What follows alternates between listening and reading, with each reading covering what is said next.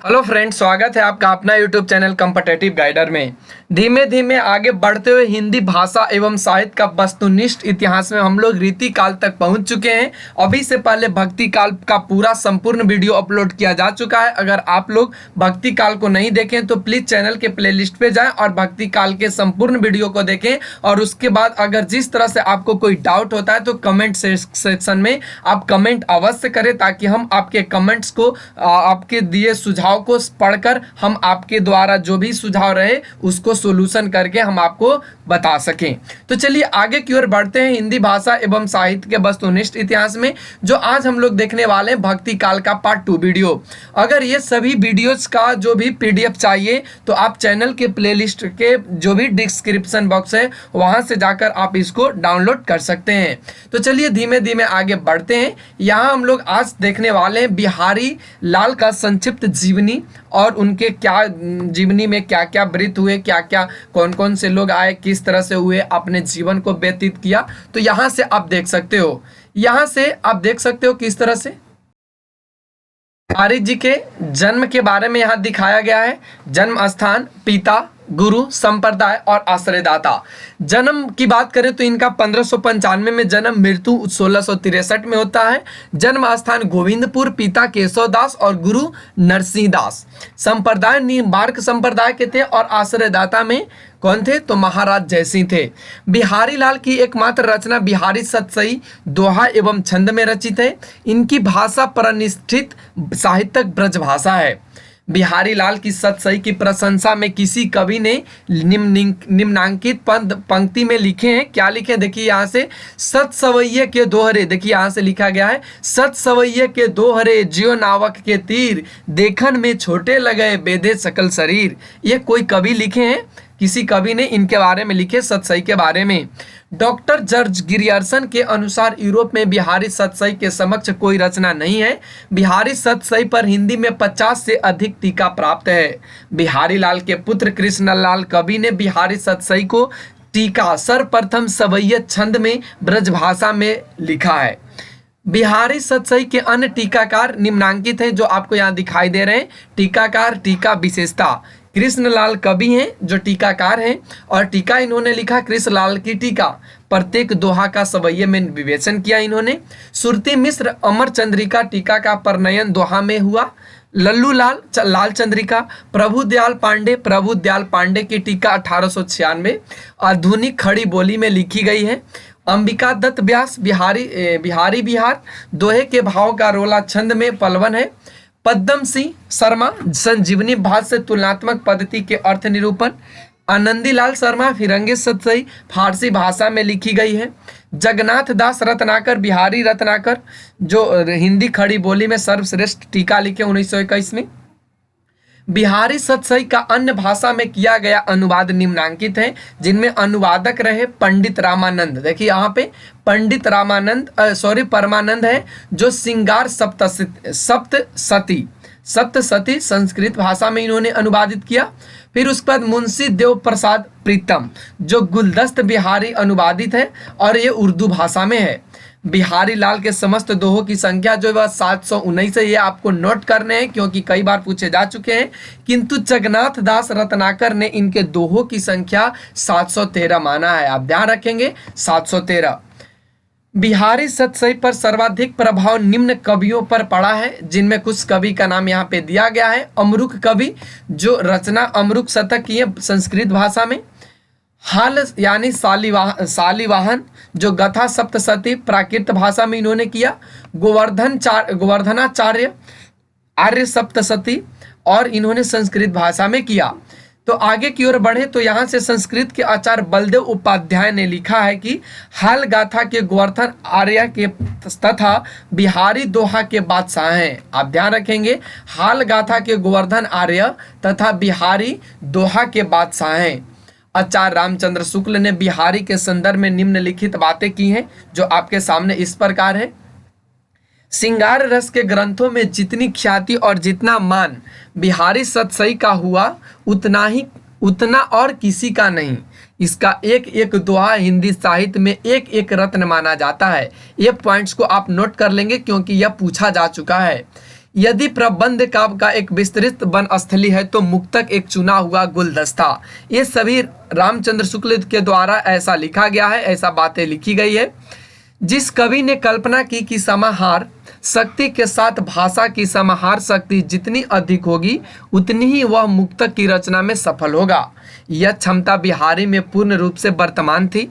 बिहारी की रस व्यंजना का पूर्ण वैभव उनके अनुभवों के विधान में दिखाई पड़ता है। बिहारी की कृति का मूल्य जो बहुत अधिक आंका गया है, उसे अधिकतर रचना की बारीकी या काव्यांगों के सूक्ष्म विन्यास की निपुणता की ओर ही मुख्यतः दृष्टि रखने वाले परखियों के पक्ष में समझना चाहिए, उनके पक्षों में समझना चाहिए जो किसी हाथी दांत के टुकड़े पर महीन बेलबूटे देख घंटों वाह वाह किया करते हैं, पर जो हृदय के अंतस्थल पर मार्मिक प्रभाव चाहते हैं, किसी भाव की स्वच्छ निर्मल धारा के कुछ देर अपना मन मग्न रखना चाहते हैं, उनका संतोष बिहारी से नहीं हो सकता। भावों का बहुत उत्कृष्ट और उदात्त स्वरूप बिहारी में नहीं मिलता। कविता उनकी श्रृंगारी है और पर प्रेम की उच्च भूमि पर नहीं पहुंचती, नीचे ही रह जाती है। ये सभी आचार्य रामचंद्र शुक्ल के द्वारा 6 वाक्य लिखे गए, 6 बातें लिखी गई जो आपके सामने प्रस्तुत किया गया। बृंद का पूरा नाम वृंदावन था। इनका जन्म मेड़वे में हुआ था। इनके पिता का नाम श्री रूप था। बृंद के आश्रयदाता औरंगजेब तथा किशनगढ़ के महाराज राजसिंह थे। बृंद की प्रमुख रचनाएं और कालक्रम निम्नांकित है जो आपके सामने प्रस्तुत है। 12 मासा, जी हाँ आप याद रखेंगे 12 मासा बृंद का ही है जो 1688 जिसमें 12 महीनों का वर्णन है। भाव पंचासी जो 1686 श्रृंगार के विभिन्न भावों का वर्णन है। नयन 25 1686 जो नेत्र के द्वारा विभिन्न भावों का वर्णन है। पवन 25 1691 जो षड ऋतु का 56 छंद में वर्णन है। श्रृंगार शिक्षा 1691 आभूषण एवं श्रृंगार के साथ नायिकाओं का वर्णन है। यमक सतसई 1706 जिसमें 715 छंदों में यमक अलंकार का वर्णन है। हिंदी के अन्य प्रमुख रीतिकालीन कवियों की रचनाएं निम्न है, जिनमें एक साइड कवि दिया गया और एक साथ रचनाएं दिया गया। देखिए यहाँ से कवि के रूप में यहाँ पे रसनिधि यानी पृथ्वी सिंह है। इनका जो रचनाएं हैं रतन हजारा, विष्णुपद कीर्तन, कवित 12 मासा, रसनिधि सागर और हिंडोला। नृप शंभुनाथ सिंह सोलंकी जो नायिका भेद है।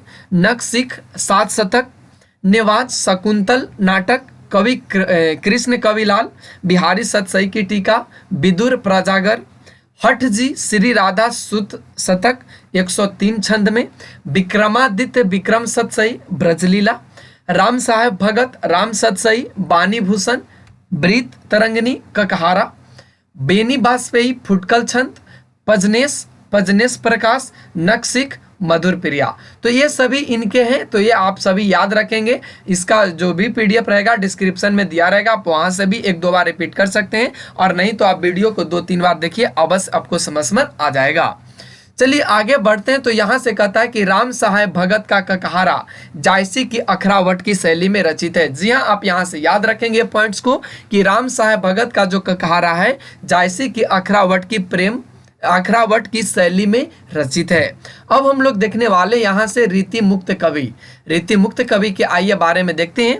आलम जाति के ब्राह्मण थे किंतु शेख नाम के रंगरेजिन से विवाह कर मुसलमान हो गए थे। आप ध्यान रखेंगे आलम जाति के ब्राह्मण थे लेकिन वे शेख रंगरेजिन से ब्याह कर लिए और ब्याह करने के बाद वे मुसलमान हो गए। आलम औरंगजेब के दूसरे बेटे बहादुर शाह मुअज्जम के आश्रय में रहते थे।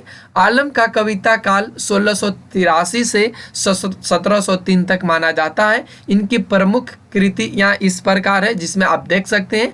आलम के लिए आप ये सभी याद रखेंगे। आलम के लिए कई बार यह पूछे जा चुके हैं। ये सब पॉइंट्स को सीधे पूछ लिए जाते हैं कि आलम के लिए किनकी रचना है, तो आप याद रखेंगे आलम का है माधवा अलकानंद कंदला, सुदामा चरित्र, श्याम स्नेही इन्हीं की है। आलम के विषय में आचार्य शुक्ल जी ने लिखा है, क्या लिखा है, ये प्रेमोन्मत्त कवि थे और अपनी तरंग के अनुसार रचना करते थे। इसी से इनकी रचनाओं में हृदय तत्व की प्रधानता है। प्रेम का पीर या इश्क का दर्द इनके एक एक वाक्य में भरा पाया जाता है। प्रेम की तन्यता की दृष्टि से आलम की गणना रसनान और घनानंद की कोटि में ही होनी चाहिए। ये सभी कौन लिखते हैं? तो ये आचार्य रामचंद्र शुक्ल जी लिखते हैं। आचार्य रामचंद्र ने धनानंद के विषय में लिखा है, ये साक्षात रस मूर्ति और ब्रज भाषा काव्य के प्रधान स्तंभों में है। आप ये पॉइंट्स को नोट कर लेंगे। आइए अब घनानंद के बारे में कुछ संक्षिप्त जीवनी इनका देख लेते हैं। जन्म होता है 1689 और मृत्यु होता है 1739। जन्म स्थान बुलंदशहर में होता है और इनका जो मृत्यु होता है वह वृंदावन में होता है। ये निम्बार्क संप्रदाय के थे और ये प्रेयसी जो थे वह गणिका सुजान, यानी इनका जो प्रेमिका थी वह गणिका सुजान थी और आश्रयदाता रहे मोहम्मद शाह रंगीले के यहाँ। धनानंद के ब्रज भाषा में 2 सवैये लिखा है जो निम्न है। नेहि महा ब्रज भाषा प्रवीण और सुंदरताहु के भेद को जाने, जो वियोग की रीति में कोविद भावना भेद स्वरूप को जाने। ये इनके हैं। और यहाँ पे एक और इन्होंने लिखा है, चाह के रंग के भी जियो हियो बिहुरी मिले प्रीतम शांति न माने, भाषा प्रवीण सुछंद सदा रहे, सो घर जू के कवित बखानो। इसके बाद उन्होंने सेकंड पॉइंट में लिखा, प्रेम सदा अति ऊंचे लहे, सुख है इति भांति की बात छकी, सुनी के सबके मन लालच दौरे पे, बौरे लखे सब बुद्धि चकी। जग की कविताई के धोखे रहे, हाँ प्रवीणन की मति जाति जकी, समुझे कविता दयानंद की हिय, आखिन ने की पीर तकी। ये इनके 2 प्रमुख पंक्ति हैं। धनानंद के प्रमुख काव्य जो है वह कृतियां निम्नांकित हैं, जिनमें आप देख सकते हैं सुजान सागर, इश्कलता, बिरलीला, वियोग बेली, कोकसार, कृपाकंद और रसकेली वल्ली और यमुना यश। ये सभी पॉइंट्स आप याद रखेंगे, ये हाईलाइट है जो आपको याद करने हैं। इनकी बिरह जो लीला है वो ब्रज भाषा में है, किंतु फारसी छंद में है किंतु फारसी के छंद में है। धनानंद के संबंध में या संदर्भ में आचार्य शुक्ल की निम्न पंक्तियां महत्वपूर्ण है। ये धनानंद के बारे में यहाँ पे आचार्य रामचंद्र शुक्ल जी कहते हैं, इनकी सी विशुद्ध सरस और शक्तिशाली ब्रज भाषा लिखने में और कोई समर्थ नहीं हुआ। विशुद्धता के साथ प्रदौड़ता और माधुर्य भी अपूर्व है। प्रेम की पीर ही को लेकर इनकी वाणी का प्रभाव हुआ। प्रेम मार्ग का ऐसा प्रवीण और धीर पथिक तब जबदानी का ऐसा दावा रखने वाला ब्रज भाषा का दूसरा कवि नहीं हुआ। प्रेम की अनिर्वाचनीयता का आभास घनानंद ने विरोधाभासों के द्वारा दिया है। धनानंद जी उन बिरले कवियों में हैं जो भाषा की व्यंजकता बढ़ाते हैं। अपनी भावनाओं के अनूठे रूप रंग की व्यंजना के लिए भाषा का ऐसा बेधड़क प्रयोग करने वाले हिंदी के पुराने कवियों में दूसरा नहीं हुआ। भाषा के लक्षण और व्यंजक बल की सीमा कहाँ तक है, इसकी पूरी परख इन्हीं को थी।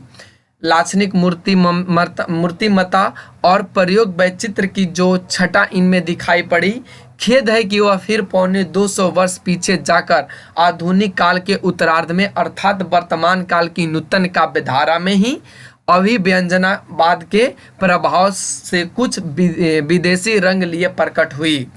रामधारी सिंह दिनकर ने लिखा है कि रीतिकाल की बौद्धिक विरानुभूति निष्प्राणता और कुंठा के वातावरण में धनानंद की पीड़ा की टिस सहसा ही हृदय की चीर देती है और मन सहज ही मान लेता है कि दूसरों के लिए किराए पर आंसू बहाने वालों के बीच यह ऐसा कवि है जो सचमुच अपनी पीड़ा में ही रो रहा है। बोधा का वास्तविक नाम बुद्धसेन था। पन्ना नरेश खेत सिंह ने बुद्धसेन का उपनाम बोधा किया था। आप ध्यान रखेंगे, बोधा का वास्तविक नाम बुद्धसेन था, लेकिन पन्ना नरेश खेत सिंह ने बुद्धसेन का उपनाम बोधा किया था। चलिए आगे बढ़िए। तो यहाँ से कहता है कि पन्ना की दरबार की सुबहान नाम की एक गणिका से बोधा प्रेम करते थे। ध्यान रखेंगे, बोधा की प्रमुख रचनाएं में बीरा बारिश और इश्कनामा है। अभी से पहले हमने देखा था इनमें इश्कलता। ध्यान रखेंगे दोनों पॉइंट्स को।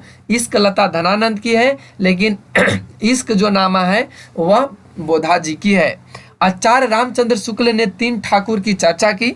नंबर 1 असीलवाने प्राचीन ठाकुर, अश्लीलवाने दूसरे ठाकुर और ठाकुर बुंदेलखंडी। ये इनके 3 प्रमुख ठाकुर के बारे में इन्होंने चर्चा की है। रीतिकालीन की रिक्त मुक्त कवि काव्य धारा से ठाकुर बुंदेलखंडी की संबंध है। इनका मूल नाम लाला ठाकुर दास था। ध्यान रखेंगे, इनका मूल नाम लाला ठाकुर दास था। ठाकुर के आश्रयदाता जैतपुर नरेश राजा केसरी सिंह तथा उनके पुत्र राजा परिछत थे। ठाकुर की प्रमुख काव्य कृतियां इस प्रकार है: ठाकुर ठसक और ठाकुर शतक। आचार्य रामचंद्र शुक्ल ने ठाकुर के संबंध में लिखा है कि ठाकुर बहुत ही सच्ची उमंग के कवि थे। इनमें कृत्रिमता का लोस नहीं है, न तो कहीं व्यर्थ का शब्दांड आडंबर है, न कल्पना की झूठी उड़ान और न अनुभूति के विरुद्ध भावों का उत्कर्ष है। ठाकुर प्रधानता प्रेम निरूपक होने पर भी लोक व्यवहार के अनेकांगदर्शी कवि थे। द्विदेश महाराज मानसी अयोध्या के राजा थे। द्विदेश प्रमुख रचनाएं यहाँ पे सिंगार लतिका है और सिंगार बतीसी है। आचार्य रामचंद्र शुक्ल ने लिखा है कि ब्रज भाषा में सिंगारी कवियों की परंपरा इन्हें अंतिम प्रसिद्ध कवि समझना चाहिए। जिस प्रकार लक्षण ग्रंथ लिखने वाले कवियों में पद्माकर अंतिम प्रसिद्ध कवि हैं, उसी प्रकार समूची सिंगार परंपरा में इनकी सी सरस और भावमयी फुटकल सिंगार कविता फिर दुर्लभ हो गई है। तो अब ध्यान रखेंगे ये पॉइंट्स को। अब यहाँ से ऋतु वर्णनों में इनका हृदय का उल्लास उमड़ पड़ता है और यहाँ से कुछ कवियों के महत्वपूर्ण पंक्तियाँ दिया गया है, जो चिंतामणि की है, मतीराम जी की है, देव की है, भूषण की है। तो ये सभी पॉइंट्स आप देख लेंगे। ये सभी पॉइंट्स को आप PDF इसका दिया रहेगा डिस्क्रिप्शन लिंक में, आप इसको पढ़ लेंगे। चलिए आगे यहाँ से बढ़ें। तो यहाँ से देखिए यह सभी आपको नोट्स करने हैं। आगे बढ़ने पर यहाँ से हम लोग अब देखते हैं रीतिकालीन की अन्य काव्य प्रवृत्तियां एवं कवि, जिनमें नीति काव्य की बात करा जाए तो नीति काव्य में रीतिकाल की प्रमुख नीतिकार निम्नांकित है, जिनमें गिरधर कवि राय जो 1722 में जन्म हुआ, मृत्यु यहाँ पे नहीं दिखाया गया, और जाति भाट थे, और स्फुट कुंडकलीय संबंध 1727 ब्राह्मण जाति के थे। स्फुट दोहा पिंगल काव्य भूषण इन्होंने लिखा। बैताल 1782 बंदीजन थे। स्फुट कुंडलिया लिखा। दीनदयाल गिरी 1802 में जन्म और 1858 में मृत्यु, गोसाई जाति के थे। अनुयोक्ति कल्पद्रुम लिखा। ये सभी आपको याद रखने हैं। कल्पद्रुम लिखे हैं वे लिखे इन्होंने, ये जो लिखे इन्होंने 1855 में लिखा। अनुराग बाग 1831 में, बैराग दिनेश 1849 में, विश्वनाथ रत्न 1822 और दृष्टांत तरंगिणी 1822 में ही इन्होंने लिखा। बैताल ने कभी सभी कुंडलियों की रचना विक्रम को संबोधित करके लिखी है। अगला हम लोग देखेंगे वीर काव्य। रीतिकाल के प्रमुख प्रबंधात्मक जो वीर काव्य के रचनाकार निम्न है: लाल कवि गोरेलाल जो छत्र प्रकाश, सुदन जो सुजान चरित्र लिखे, खुमान मान जो नृसिंह चरित्र और लक्ष्मण शतक, जोधराज हमीर रासो इन्होंने लिखा।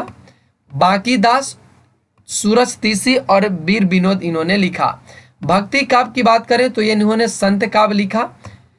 यारी साहब का मूल नाम यार मोहम्मद था। ये बाबरी संप्रदाय के प्रसिद्ध संत थे।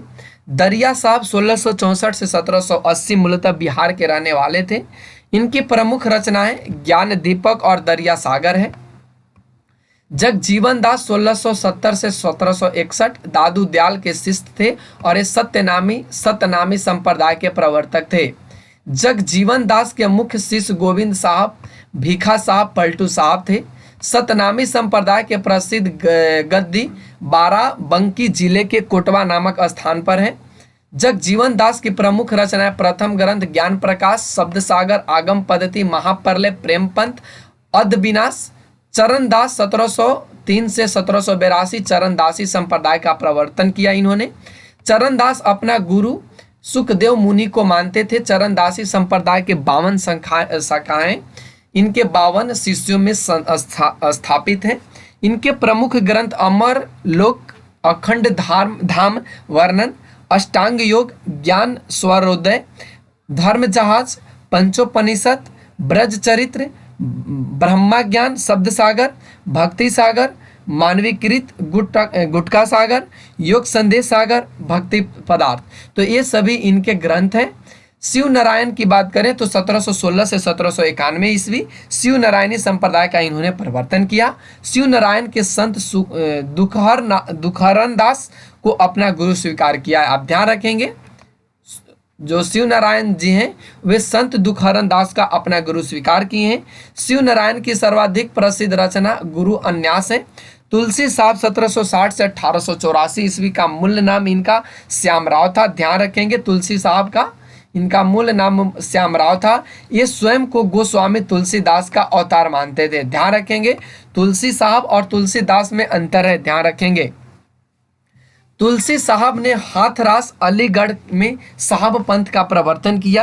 तुलसी साहब की प्रमुख रचनाएं घट रामायण, रतन सागर, शब्दावली और पद्मसार जो अपूर्ण है।